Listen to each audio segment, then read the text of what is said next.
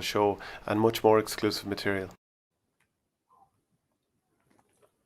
Full time at Fitzgerald Stadium and Kerry annihilate Cork 4-22 to 1-9. Probably one of the more one-sided Munster finals you're going to see.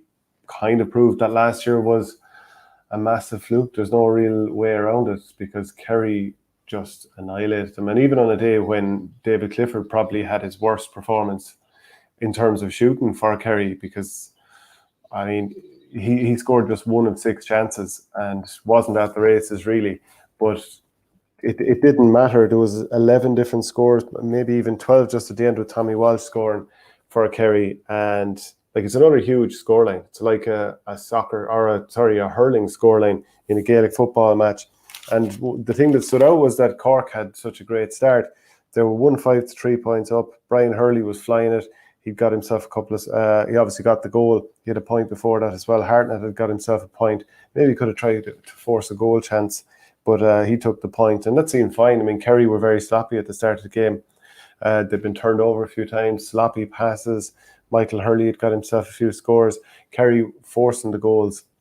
A bit like Galway in the hurling against Dublin a few weeks ago. Sean O'Shea, he had a shot that was saved. Then David Clifford, he put one at the goalkeeper, Michael Martin.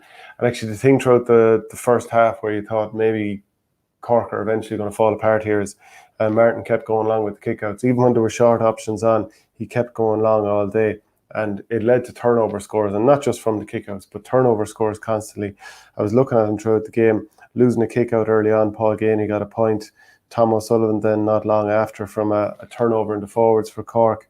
A kick out was turned over. Paddy Clifford score for the 6th point. Same at the 10th.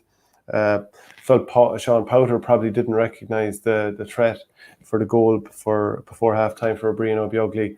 Probably should have just engaged the man rather than shadowing somebody who had dropped backwards, and Bjorn O'Beogley would have to turn back, so the goal threat wouldn't have been with him. Killian O'Sullivan, he got a point, or Killian Spillane before halftime got a point because Luke Connolly tried to kick over the top and just miskicked it. It was probably not a bad idea out around midfield, but yeah, that was just another turnover. That was cheap. That allowed Kerry to get on the front foot, and by going long with every kick out, it allowed, and Kerry pressed up to ensure that Martin had to do that. Just completely gave the impetus to Kerry.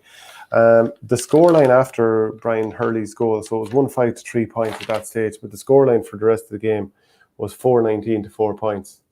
I mean, it doesn't get any more damning than that. Kerry did offer up goal chances, so that is something to work on when they get into the All-Ireland semi-final against the winners of Tyrone and Monaghan. But Cork saw some weaknesses there, the high ball in. They were looking for that early on a couple of times. Hard to know whether Luke Connolly was going for a point or whether he was trying to bomb the ball in. Ian Maguire put another one into the area. But yeah, just Cork fell apart for the rest of the game. The third quarter, 3-13 to 0. The final quarter, 7 points to 2. It was just one of those things where 25 minutes to go and you were thinking, geez, if only we could blow this game up early. 4 minutes of injury time, you're thinking, can we just blow this up at this stage? Because it was awful stuff. And Cork got to the Munster final last year by beating Kerry on a day when pretty much everything went right, and they got it done in extra time, and it was a brilliant performance.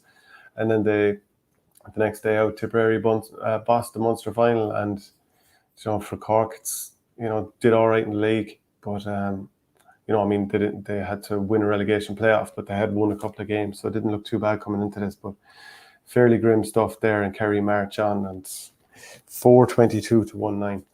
Let me know what your thoughts are.